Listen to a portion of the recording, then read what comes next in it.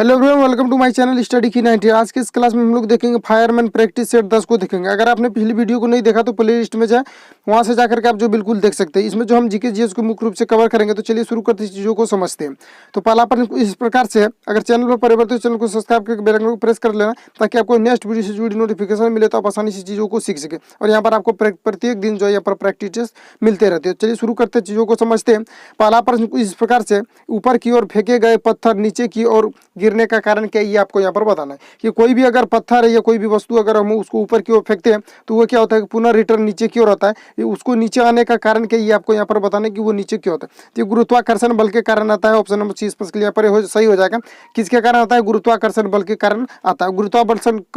ये जो गुरुत्वाकर्षण बल होता है, इसको किससे हम डिनोट करते हैं? जी से। और एक पूछा जाता है जी का मान कितना होता है। जी का मान अगर आपसे पूछा जाए तो ये 6.6 कितना हो जाएगा? 6.67 इंटू 10⁻⁻11। और इस कितना हो जाएगा? इसका SI unit newton metre square पर केजी स्क्वायर होता है। तो इसको जो है आपको यहाँ पर याद रखना है। अगर आपसे छोटी जी का मान पूछा जाए कि छोटी जी का मान कितना होता है, अगर छोटी जी के बारे में कहा जाए तो ये होता है आपका 9.8 मीटर पर सेकेंड स्क्वायर होता है। तो दोनों का आपको यूनिट भी साथ में याद रखना है। तो यहाँ पर क्या पूछा जा रहा है? ऊपर की ओर फेंके गए पत्थर नीचे की ओर अगर गिरता है तो किसके कारण गिरता है? तो गुरुत्वाकर्षण बल के कारण गिरता है। ऑप्शन नंबर 30 यहाँ पर सही हो जाएगा। चलिए नेक्स्ट पास आगे बढ़ते हैं। नेक्स्ट प्रश्न 2 नंबर में आपको बताना है कि भोजन में जो शरीर में ऊर्जा का प्रदान होता है, वो आवश्यक खनिज कौन सा? ये आपको यहाँ पर बताना है कि भोजन में शरीर को ऊर्जा प्रदान करने वाला आवश्यक जो है, आवश्यक क्या क्या खनिज है, वो आपको यहाँ पर बताना है। तो अगर हम बात करें तो इसमें हो जाएगा ऑप्शन नंबर डी इसमें के लिए यहाँ पर सही हो जाएगा कि कार्बोहाइड्रेट है, जो हमारे पूरी शरीर को क्या करता है? ऊर्जा प्रदान करता है। एटीपी के रूप में ऊर्जा क्या करता है? प्रदान करता है एटीपी के रूप में। चूंकि यहाँ पर सबसे पहले क्या होता है कि कार्बोहाइड्रेट का जो विखंडन होता है, ये माइटोकॉन्ड्रिया में होता है। कहाँ पर होता है? ये माइटोकॉन्ड्रिया में होता है, जो हमारे शरीर में क्या करता है कि ये 50 से ये 70% क्या करता है? ऊर्जा का प्रदान करता है। किसके द्वारा? कार्बोहाइड्रेट के द्वारा। और ये जो है सबसे ज्यादा कहाँ मिलता है? ये चावल में मिलता है। और ये इसका विखंडन क्या होता है? माइटोकॉन्ड्रिया में होता है, जहाँ से कि हमारे शरीर में पूरा क्या होता है? संचालन होता है ऊर्जा का। ऑप्शन नंबर डी स्पंज के लिए यहाँ पर आपका सही हो जाएगा। चलिए नेक्स्ट, अगर आपसे ये पूछा जाए कार्बोहाइड्रेट कितने प्रकार के होते हैं, तो ये 3 प्रकार के। तो मोनोसेकेराइड, हाईसेकेराइड, उसके बाद पॉलीसेकेराइड होते हैं। कौन कौन? मोनोसेकेराइड, हाईसेकेराइड और पॉलीसेकेराइड होते हैं। कार्बोहाइड्रेट के 3 प्रकार होते हैं, जिससे हमें अधिकतम ऊर्जा की प्राप्ति होती है। 50 से लगभग 70% ऊर्जा की प्राप्ति किससे होती है? कार्बोहाइड्रेट से। ऑप्शन नंबर डी स्पष्ट के यहाँ पर सही हो जाएगा। चलिए नेक्स्ट पास आगे बढ़ते हैं। निम्नलिखित में से कौन सा एक कोशिकीय जीव है? यहाँ पर आपको ये बताना है कि कौन सा यहाँ पर एक कोशिकीय जीव है, इसके बारे में आपसे यहाँ पूछा जा रहा है। तो केचुआ जो ये एक कोशिकीय जीव है। और आपको याद रखना है कि केवल प्रोटोजास, ये जो प्रोटोजोआ संघ जो होता है, उसके बीच जो कोई उसके अंतर्गत जितना भी आते हैं जीव जंतु आते हैं, वो क्या होते हैं? एक कोशिकीय होते हैं। और यहाँ से क्या पूछा जाएगा कि कौन सा एक कोशिकीय नहीं है? तो ऑप्शन नंबर ए स्पष्ट यहाँ पर हो जाएगा कि केचुआ क्या है? एक कोशिकीय नहीं है। बाकी ये जो दिया हुआ है, ये सभी क्या है? प्रोटोजोआ के अंतर्गत आते हैं, जिसके कारण ये क्या होता है कि द्विकोशिकीय यानी कि बहुविखंडन करता है। लेकिन ये जो क्या है? केचुआ क्या है? एक कोशिकीय, जिसमें सिर्फ एक ही प्रकार के कोशिका पाई जाती है, उसको क्या कहते हैं? एक कोशिकीय। ऑप्शन नंबर ए स्पष्ट यहाँ पर सही हो जाएगा। चलिए नेक्स्ट पास आगे बढ़ते हैं। नेक्स्ट में दिया हुआ है रक्त का लाल रंग किसके कारण होता है? ये आपको यहाँ पर बताना है कि रक्त में जो लाल रंग होता है वो किसके कारण। तो इसको बच्चा जानता है कि इसका कारण क्या होता है? हीमोग्लोबिन के कारण होता है। ऑप्शन नंबर ए स्पष्ट के लिए यहाँ पर जाए किसके कारण? हीमोग्लोबिन के कारण। और ये रक्त में क्या पाया जाता है? ये भी रक्त में कौन सी धातु पाई जाती है? तो ये आयरन एफ ही पाया जाता है। इसको भी यहाँ पर आपको याद रखना। ऑप्शन नंबर ए स्पष्ट के लिए यहाँ पर सही हो जाएगा। चलिए नेक्स्ट पास आगे बढ़ते हैं। साइटोलॉजी किसका अध्ययन कहलाता है? ये आपको यहाँ पर बताना है। साइटोलॉजी के अंतर्गत हम किसका अध्ययन करते हैं? तो साइटोलॉजी के अंतर्गत कोशिका का अध्ययन करते हैं। ऑप्शन नंबर 30 यहाँ पर सही हो जाएगा। किसका करते हैं? साइटोलॉजी के अंतर्गत कोशिका का अध्ययन करते हैं। चलिए नेक्स्ट पास आगे बढ़ते हैं। निम्नलिखित में से कोशिका का पावर हाउस किसे कहा जाता है? ये आपसे यहाँ पर पूछा जा रहा है कि कोशिका का पावर हाउस किसे कहा जाता है? तो ये माइटोकॉन्ड्रिया को कहा जाता है। किसको कहा जाता है? माइटोकॉन्ड्रिया को कहा जाता है, जो हमारे शरीर में क्या करता है? ऊर्जा का संचालन का काम करती है। ऑप्शन नंबर डी स्पंज के लिए यहाँ पर सही हो जाएगा। चलिए नेक्स्ट पास आगे बढ़ जाते हैं। अगर आपसे ये यहाँ पर पूछा जाए कि माइटोकॉन्ड्रिया जो है ये किसके द्वारा खोजा गया? क्योंकि यहाँ पर क्या होता है? सभी कार्बनिक पदार्थों का ऑक्सीकरण कहाँ पर होता है? माइटोकॉन्ड्रिया में होता है। अगर आपसे ये पूछा जाए कि माइटोकॉन्ड्रिया का खोज किसने किया, किसके द्वारा ये किया गया था माइटोकॉन्ड्रिया का, तो ये किया गया था अल्टमैन के द्वारा किया गया था। किसके द्वारा किया गया था? अल्टमैन के द्वारा किया गया था। तो इसको भी आपको यहाँ पर याद रखना है। ऑप्शन नंबर डी स्पष्ट के लिए यहाँ पर सही हो जाएगा। चलिए नेक्स्ट पास आगे बढ़ते हैं। निम्नलिखित में से सबसे बड़ा कौन है? ये आपको यहाँ पर बताना है। ब्रह्मांड है या आकाशगंगा या तारा है या विश्व है? ये आपसे यहाँ पर पूछा जा रहा है सबसे बड़ा कौन है। तो सबसे अगर हम बड़ा की बात करें तो आपका हो जाएगा ऑप्शन नंबर ए स्पष्ट यहाँ पर सही हो जाएगा। ब्रह्मांड जो होता है ये सबसे क्या होता है? सबसे बड़ा होता है। ऑप्शन नंबर ए स्पष्ट यहाँ पर सही हो जाएगा। चलिए नेक्स्ट पास आगे बढ़ते हैं। नेक्स्ट में देखिए यहाँ पर 8 नंबर में पूछा जा रहा है सौर मंडल के सभी सदस्यों की गति किससे नियंत्रित होती है, ये आपको यहाँ पर बताना है कि सौर मंडल के अंतर्गत जितने भी सदस्य ये तारों के चाहे वो सूर्य के हो तो उसका जो है नियंत्रण किनके द्वारा किया जाता है, ये आपको यहाँ पर बताना है किसके द्वारा किया जाता है। तो ये सूर्य के गुरुत्वाकर्षण बल के द्वारा किया जाता है। किसके द्वारा? सूर्य के गुरुत्वाकर्षण बल के द्वारा किया जाता है। ऑप्शन नंबर 20 पंच के लिए यहाँ पर आपका सही हो जाएगा। कौन सा? ऑप्शन नंबर 20 पंच के लिए यहाँ पर सही हो जाएगा, सूर्य के गुरुत्वाकर्षण बल के द्वारा यहाँ पर किया जाता है। अगर हम ये कहें कि सूर्य क्या है तो सूर्य एक प्रकार का क्या है, तारा है जो पृथ्वी का सबसे निकटतम तारा है। सूर्य क्या है? पृथ्वी का सबसे निकटतम तारा है। तो इतने फैक्ट आपको यहाँ से याद रखना है। चलिए नेक्स्ट पास आगे बढ़ते हैं। ऊंचाई के संदर्भ में निम्न विचार पर्वत चोटियों में सबसे छोटी कौन सी, ये आपको यहाँ पर बताना है। तो गाइडविन आइंस्टीन जो है सबसे बड़ा कौन है, तो ये नेपाल में है, उसका नाम क्या है ये आपको यहाँ पर बताना है। अगर हम सबसे बड़ा की अगर हम बात करें कि सबसे बड़ा जो है वो कौन सा है, तो नेपाल में वो कहाँ स्थित है? नेपाल में स्थित है माउंट एवरेस्ट जो सबसे बड़ा है। अगर हम सबसे दूसरे नंबर की बात करें कि दूसरे नंबर पर कौन सी आते हैं, तो गाइडविन आइंस्टीन आता है जिसको K2 के नाम से भी जाना जाता है। उसके बाद आता है आपका कंचनजंगा, उसके बाद आता है नंगा पर्वत, उसके बाद नंगा देवी आता है। तो सबसे लास्ट में आ जाएगा ऑप्शन नंबर डी। इस पर के लिए सबसे छोटा कौन सा है? ऑप्शन नंबर डी नंगा देवी। ठीक है, चलिए नेक्स्ट बस आगे बढ़ते हैं। दादर और नगर हवेली की राजधानी क्या है, ये आपसे यहाँ पर पूछा जा रहा है कि दादर और नगर हवेली की राजधानी क्या, तो ये हो जाएगा Silvassa. Option number D sponge के लिए यहाँ पर सही हो जाएगा।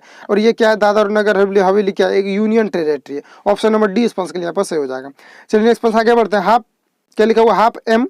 यहाँ पर देखिए यहाँ पर द्रव्यमान लिखा हुआ है कि हाफ एम द्रव्यमान की कोई वस्तु को अगर टू भी का संवेग अगर टू भी अगर उसका वेग है टू भी, तो उसका संवेग क्या होगा, यहाँ पर आपको ये बताना है मोमेंटम क्या होगा। तो मोमेंटम बराबर क्या होता है कि एम भी होता है। तो एम का यहाँ पर कितना दिया हुआ है? हाफ एम दिया हुआ है। तो हाफ एम का हम क्या करेंगे? स्क्वायर कर देंगे। सॉरी, यहाँ पर देखिए क्या दिया हुआ है, पी बराबर क्या होता है आपका? एम भी होता है, ये आपको पता होना चाहिए। और उसके बाद एम यहाँ पर देखिए द्रव्यमान कितना दिया हुआ है, तो यहाँ पर हाफ एम दिया हुआ। उसके बाद भी कितना दिया हुआ? टू भी। तो टू भी को मल्टीपल करेंगे, 2 से 2 को कैंसिल करेंगे तो क्या हो जाएगा? यहाँ पर एम भी बचेगा जो ऑप्शन नंबर डी में दिया हुआ। Correct answer option number D हो जाएगा।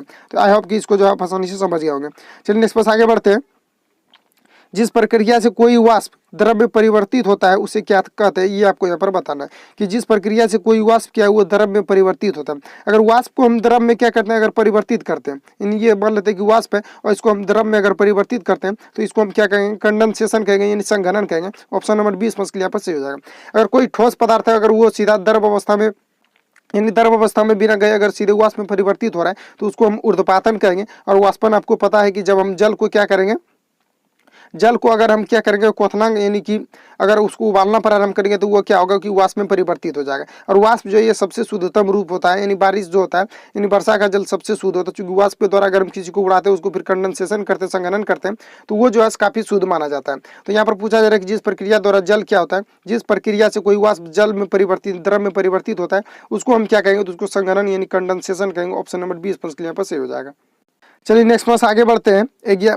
13 नंबर, इसमें से आपको यहाँ पर बताना है कि वायु में यहाँ पर आपसे पूछा जा रहा है कि वायु जो है वायु शून्य स्थान में, यानी कहने का मतलब है कि निर्बाध में प्रकाश की चाल क्या होगी, यहाँ पर आपको ये बताना है। तो निर्बाध में प्रकाश की चाल जो होती है वो होता है आपका 3 × 10⁸ कितना होता है? 3 × 10⁸ मीटर पर सेकेंड होता है। ये जो है आपको यहाँ पर याद रखना है कि प्रकाश की चाल जो होता है वो निर्बाध में कितना होता है? 3 × 10⁸ मीटर पर सेकेंड। प्रकाश ये कैसा है जो निर्बाध में गमन कर सकता है लेकिन ध्वनि जो है निर्बाध में गमन नहीं कर सकती। इसलिए चंद्रमा पर कोई व्यक्ति अगर वहां पर जाता है तो वो आपस में बात नहीं कर सकता, क्योंकि चंद्रमा पर क्या है कि वहां पर वायुमंडल नहीं है जिसके कारण वो बात नहीं कर सकता है। तो ऑप्शन नंबर 20 पर यहाँ पर सही हो जाएगा कि 3 × 10⁸ मीटर पर सेकेंड स्क्वायर क्या होता है? सेकंड मीटर पर सेकंड क्या होता है कि शून्य में क्या होता है, यानी कि जहां पर निर्वात है वहां पर प्रकाश की चाल होती है। ऑप्शन नंबर 20 पर यहाँ पर सही हो जाएगा। चलिए नेक्स्ट पर आगे बढ़ते हैं। शुद्ध जल का पीएच मान क्या होता है ये आपको यहाँ पर बताना है। तो ये सभी को पता है कि शुद्ध जल का पीएच मान कितना होता है? ये 7 होता है। और जल क्या है? उदासीन है। जिसका 7 अगर हो जाएगा, जिसका मान 7 है तो वो क्या हो जाएगा? उदासीन हो जाएगा। अगर 7 से कम है तो वो क्या हो जाएगा आपका, यानी 7 से कम है तो वो अम्लीय हो जाएगा। और 7 से अगर अधिक है यानी कि 14 तक अगर है तो वो क्या हो जाएगा? क्षारीय। और अगर 7 से यहाँ 0 तक अगर है तो वो क्या हो जाएगा? अम्लीय हो जाएगा। और अगर 7 पर है, एक्यूरेट 7 पर, तो वो क्या हो जाएगा? उदासीन हो जाएगा। और जल का मान कितना होता है? H2O करने का मतलब है कि जल का मान कितना होता है? तो ये आपका 7 होता है। ऑप्शन नंबर 20 यहाँ पर सही हो जाएगा। चलिए नेक्स्ट पर आगे बढ़ते हैं। सिंगरिक यानी कि सिंदूर किसका रासायनिक सूत्र है, ये आपको यहाँ पर बताना है कि सिंदूर जो है वो किसका धातु है, यानी किसका वो रासायनिक सूत्र है, ये भी आप बोल सकते हैं तो कि वो किसका धातु है। यानी सिंदूर का सूत्र क्या होता है, HGS, जिसको आप भाखड़ा सिंदूर बोल सकते हैं। तो ये जो है पारा है ऑप्शन नंबर डी इसमें यहाँ पर सही हो जाएगा। एक पूछा जाता है सिंदूर का PbO3, क्या पूछा जाता है, PbO3, ये जो है ये एक प्रकार का क्या है, सिंदूर है। तो यहाँ पर अगर ऐसे अगर भाखड़ा सिंदूर की अगर हम बात करें, यहाँ पर चूंकि आपसे भाखड़ा सिंदूर ही पूछा जा रहा है, अगर ये ऑप्शन में रहेगा तो ये होगा, अगर ये ऑप्शन में रहेगा तो ये होगा, दोनों में से कोई एक रहेगा। अगर आपसे यहाँ पर ऐसा पूछा जाता है कि सिंदूर का किस धातु का, यहाँ पर पूछा जा रहा है कि सिंदूर जो है किसका धातु है, तो ये Hg यहाँ पर पारा हो जाएगा। अगर ये पूछा जाए सिंदूर का सूत्र क्या होता है, तो यहाँ पर HGS रहेगा या PbO3 रहेगा। तो इतने आपको यहाँ पर से याद रखना है। चलिए नेक्स्ट पास आगे बढ़ जाते हैं। सुएज नहर किसे जोड़ती है, ये आपको यहाँ पर बताना है कि सुएज नहर जो है ये किसको जोड़ती है। तो सुएज नहर जो है ये लाल सागर तथा भूमध्य सागर को जोड़ती है। ऑप्शन नंबर 20 के लिए यहाँ पर सही होगा। ये रिपीटेड प्रश्न है, ये पिछली वीडियो में जो है मैंने आपको बताया था। चलिए नेक्स्ट पास आगे बढ़ जाते हैं। फलों के मीठे स्वाद का क्या कारण है, फल जो मीठा लगता है वो किसके कारण होता है, तो ये फ्रुक्टोज के कारण होता है। किसके कारण, फ्रुक्टोज के कारण होता है। ऑप्शन नंबर 30 पर यहाँ पर सही हो जाएगा। चलिए नेक्स्ट पास आगे बढ़ते हैं। 18 नंबर, इसमें से आपको यहाँ पर बताना है कि रेलवे के डिब्बों का निर्माण कहाँ होता है। तो रेलवे अगर डिब्बों की हम निर्माण की बात करें कि रेलवे का डिब्बा जो ये कहाँ निर्माण किया जाता है, ये पेरम्बूर में किया जाता है। कहाँ पर, पेरम्बूर में किया जाता है। ऑप्शन नंबर ए स्पष्ट यहाँ पर सही हो जाएगा। अगर हम बात करें रेल कोच फैक्ट्री कहाँ है, तो ये कपूरथला में। कहाँ है, रेल कोच फैक्ट्री की अगर हम बात करें तो ये कहाँ हो जाएगा आपका, कपूरथला में हो जाएगा। कहाँ पर, कपूरथला में हो जाएगा। ये कहाँ हो जाएगा आपका, कपूरथला में स्थित है रेलवे कोच फैक्ट्री की अगर हम बात करें। अगर हम लोकोमोटिव की बात करें कि लोकोमोटिव जो रेलवे इंजन है इसका कहाँ नियंत्रण, कहाँ जो है इसका कहाँ पर इसका वर्कशॉप है, यानी जो कहाँ पर इसको तैयार किया जाता है, तो इसको चितरंजन में किया जाता है। अगर हम डीजल लोकोमोटिव की बात करें तो उसको कहाँ किया जाता है, उसको वाराणसी में किया जाता है। इतने फैक्ट आपको यहाँ से याद रखना है। चलिए नेक्स्ट पास आगे बढ़ते हैं। यहाँ पर आपसे पूछा जा रहा है 19 नंबर में, काली मौत किसे कहते हैं। तो काली मौत जो है प्लेग को कहा जाता है। किसको, प्लेग को अगर क्या कहा जाता है, यहाँ पर प्लेग को क्या कहा जाता है, काली मौत के नाम से जाना जाता है। ऑप्शन नंबर 20 के लिए यहाँ पर सही हो जाएगा। चलिए नेक्स्ट पास आगे बढ़ जाते हैं। नेक्स्ट पेज में दिया विषम का पता लगाएं जो समूह से संबंधित नहीं है। तो अगर हम यहाँ पर बात करें कि कौन सा इसमें से विषम होगा, तो अगर हम बात करें तो यहाँ पर देखिए, यहाँ पर दही दिया हुआ, मक्खन दिया हुआ, उसके बाद तेल, उसके बाद पनीर दिया हुआ है। तो यहाँ पर आपको छांटना है कि विषम कौन है। तो दही भी किससे बनता है, दूध से, मक्खन किससे, दूध से, और पनीर किससे, दूध से। लेकिन तेल जो ये दूध से नहीं बनाया जाता। ऑप्शन नंबर 30 के यहाँ पर सही हो जाएगा, क्योंकि तेल यहाँ पर क्या है, सभी से बिना। ऑप्शन नंबर 30 के यहाँ पर सही हो जाएगा। चलिए नेक्स्ट पर आगे बढ़ते हैं।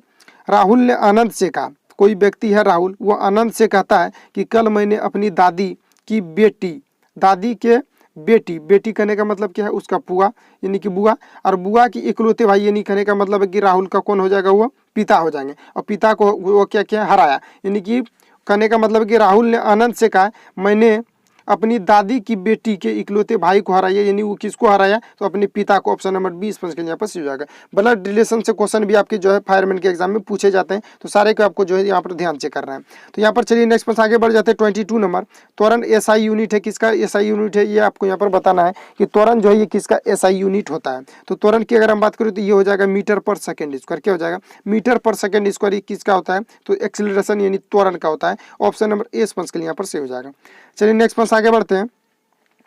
नेक्स्ट में दिया हुआ एंगस्ट्रम में किसे अभिव्यक्त किया जाता है, यानी एंगस्ट्रम के द्वारा किसको सूचित किया जाता है, किसको व्यक्त किया जाता है, या किसको मापा जाता है। तो इसको जो है लंबाई को मापा जाता है, किसमें, एंगस्ट्रम में मापा जाता है। ऑप्शन नंबर 30 के लिए सही हो जाएगा। अगर हम बात करें कि एक एंगस्ट्रम बराबर कितना होता है, तो एक एंगस्ट्रम बराबर होता है 10⁻10 मीटर होता है। ये भी पूछा जाता है कि एक एंगस्ट्रम बराबर कितना होता है, तो 10⁻10 मीटर होता है। तो इतने फैक्ट आपको यहाँ से याद रखना है। चलिए नेक्स्ट पास आगे बढ़ते हैं। यहाँ पर आपको बताना है कि 10 किलोग्राम का एक पिंड जमीन से 10 मीटर की ऊंचाई पर इसकी स्थितिज ऊर्जा क्या होगी। स्थितिज ऊर्जा करने का मतलब है पोटेंशियल एनर्जी। पोटेंशियल एनर्जी क्या होता है, mgh इसका फॉर्मूला होता है। तो यहाँ पर देखिए द्रव्यमान कितना दिया हुआ है, 10 दिया हुआ है, और g का मान हम कितना अभी बताएं आपको 9.8, और उसके बाद 10 मीटर दिया हुआ है, यानी हाइट दिया हुआ है। तो 10 से हम क्या करेंगे, यहाँ पर गुना करेंगे, और यहाँ पर पॉइंट को खत्म करेंगे तो 10 होगा, 10 से 10 कैंसिल आउट हो जाएगा, यानी कि 980 जूल हो जाएगा। जो ऑप्शन नंबर बी में दिया हुआ है correct answer option number B हो जाएगा, 980 जूल। तो चलिए नेक्स्ट पास आगे बढ़ते हैं। दिया हुआ है कैमरे का कौन सा भाग आंख की रेटिना की तरह काम करता है, ये आपको यहाँ पर बताना है। तो अगर हम कैमरे की बात करें कि कैमरे का कौन सा ऐसा भाग है जो आंख की रेटिना की तरह जो है व्यवहार करता है, यानी कार्य करता है, तो यहाँ पर ऑप्शन नंबर एस के लिए यहाँ पर से हो जाएगा फिल्म। कैमरा में फिल्म ऐसा है जो क्या करता है, आंख के रेटिना की तरह कार्य करता है। ऑप्शन नंबर एस के लिए यहाँ पर सही हो जाएगा। चलिए नेक्स्ट पास आगे बढ़ते हैं। पानी में लटके हुए कोलाइडी कण किस प्रक्रिया से हटाए जा सकते हैं, ये आपको यहाँ पर बताना है कि किस प्रक्रिया से हटाए जा सकते हैं। तो इसको जो है ये यहाँ पर हटाया जा सकता है स्कंदन के द्वारा। किसके द्वारा? स्कंदन के द्वारा हटाया जा सकता है। किसके द्वारा? स्कंदन के द्वारा पानी में लटके कोलाइडी विलयन की कण को जो है ये हटाया जा सकता है। ऑप्शन नंबर ए स्पष्ट क्लियर पर सही हो जाएगा। अगर हम बात करें कोलाइडी की जो कण होती है जो उसमें परिक्षेपित होते हैं उसका आकार कितना होता है, तो 10⁵ मीटर से लेकर के ये 10⁷ मीटर के बीच होता है। 10⁵ मीटर से 10⁷ मीटर के बीच होता है और इसको जो आप नंगी आंखों से नहीं देख सकते, बिना सूक्ष्मदर्शी के आप इसको जो है नहीं देख सकते हैं। ऑप्शन नंबर ए स्पष्ट क्लियर पर इसलिए यहाँ पर सही हो जाएगा। चलिए नेक्स्ट बस आगे बढ़ते हैं। निम्न में से कौन सा सबसे सशक्त है, ये आपको यहाँ पर बताना है कि सबसे सशक्त जो है यहाँ पर कौन सी है। तो यहाँ पर अगर सशक्त की अगर हम बात करें कि सबसे सशक्त कौन सा हो जाएगा आपका, तो ऑप्शन नंबर सी हो जाएगा, एल्यूमिनियम क्लोराइड। कौन सा हो जाएगा? एल्यूमिनियम क्लोराइड जो यहाँ पर क्या है सबसे सशक्त है। अगर हम बात करें कि और कौन कौन से ऐसे यौगिक है जो सशक्त है, तो एल्यूमिनियम क्लोराइड के आपका अलावा हो जाएगा आपका मैग्नीशियम सल्फेट हो जाएगा, मैग्नीशियम सल्फेट। उसके बाद हो जाएगा बेरिक क्लोराइड हो जाएगा, उसके बाद जिंक सल्फेट हो जाएगा। तो इतने आपको यहाँ से याद रखना है कि कौन कौन से होते हैं। अगर सशक्त के बारे में अगर आपसे पूछा जाए सबसे सशक्त कौन सा है, तो यहाँ पर हो जाएगा एल्यूमिनियम क्लोराइड हो जाएगा, मैग्नीशियम सल्फेट हो जाएगा, बेरियम क्लोराइड हो जाएगा, उसके बाद जिंक सल्फेट हो जाएगा। तो इतने फैक्ट आपको यहाँ से याद रखना है। चलिए नेक्स्ट में आगे बढ़ते हैं। लाइकेन सबसे अच्छे सूचक है किसके लिए, यानी किसको ये सूचित करता है कि लाइकेन जो है ये किसको सूचित करता है, किसके लिए अच्छा सूचक है। तो ये जो है यहाँ पर वायु प्रदूषण हो जाएगा, ये वायु प्रदूषण के लिए अच्छा सूचक है। ऑप्शन नंबर अगर आपने ए चुना है तो बिल्कुल सही है, ऑप्शन नंबर ए स्पंज के लिए यहाँ पर राइट हो जाएगा। चलिए नेक्स्ट में आगे बढ़ते हैं। म्यांमार की राजधानी क्या है, ये आपसे यहाँ पर पूछा जा रहा है कि म्यांमार की जो है कैपिटल क्या है। तो ये क्या है? नई पेतवा है। क्या है? नई पेतवा। ऑप्शन नंबर सी स्पंज के लिए यहाँ पर सही हो जाएगा। चलिए नेक्स्ट में आगे बढ़ते हैं। यहाँ पर आपको बताना है कि राष्ट्रीय युवा दिवस किस तिथि को मनाया जाता है। तो प्रत्येक वर्ष जो राष्ट्रीय युवा दिवस मनाया जाता है ये 12 जनवरी को मनाया जाता है। कब मनाया जाता है? 12 जनवरी को प्रत्येक वर्ष राष्ट्रीय युवा दिवस मनाया जाता है। ऑप्शन नंबर डी स्पंज के लिए यहाँ पर सही हो जाएगा कि प्रत्येक वर्ष युवा दिवस जो है ये 12 जनवरी को मनाया जाता है। और क्यों मनाया जाता है? ये स्वामी विवेकानंद के उपलक्ष्य में, जन्मदिन के उपलक्ष्य में मनाया जाता है प्रत्येक वर्ष युवा दिवस 12 जनवरी को। ऑप्शन नंबर डी स्पंज के लिए यहाँ पर सही हो जाएगा। चलिए नेक्स्ट बस आगे बढ़ते हैं। निम्नलिखित में यहाँ पर आपको बताना है कि निम्नलिखित में से किनको भारत रत्न नहीं मिला, यहाँ पर आपको ये बताना है। यानी कि 3 ऐसा है इसमें जिनको कि भारत रत्न से सम्मानित किया गया है। और ये जो है भारत रत्न जो है ये भारत का सबसे बड़ा नागरिक सम्मान है और ये किसके द्वारा प्रदान किया जाता है? राष्ट्रपति के द्वारा किया जाता है। और यहाँ पर आपसे पूछा गया निम्नलिखित में से किसको भारत रत्न नहीं मिला, तो ये लाल कृष्ण आडवाणी को नहीं मिला। ऑप्शन नंबर ए स्पष्ट यहाँ पर सही हो जाएगा। किसको नहीं मिला? लाल कृष्ण आडवाणी को। चलिए नेक्स्ट में आगे बढ़ते हैं। वर्धमान ट्रॉफी किस खेल से संबंधित है, ये आपको यहाँ पर बताना है कि वर्धमान ट्रॉफी जो है ये किस खेल से संबंधित है, इसको आपको यहाँ पर बताना है। तो वर्धमान ट्रॉफी की अगर हम बात करें तो ये जो है आपका भारोत्तोलन से संबंधित हो जाएगा। ऑप्शन नंबर सी स्पष्ट के लिए यहाँ पर सही हो जाएगा। जो यहाँ पर लास्ट प्रश्न है आपका, बस यहीं तक थे, ये आपका लास्ट प्रश्न है। मिलते हैं फिर नेक्स्ट वीडियो के साथ। अगर वीडियो हेल्पफुल लगता है तो चैनल को सब्सक्राइब करके बेल आइकन को प्रेस कर ले, और चैनल में पहली बार है तो चैनल को सब्सक्राइब कर लेंगे ताकि आपको इससे जुड़ी नोटिफिकेशन जाएगा तो आप आसानी से चीज़ों को सीख पाएंगे। तो मिलते हैं नेक्स्ट वीडियो के साथ। लाइक कमेंट शेयर जरूर करें। मिलते हैं नेक्स्ट वीडियो के साथ। Thank you for watching. Best of.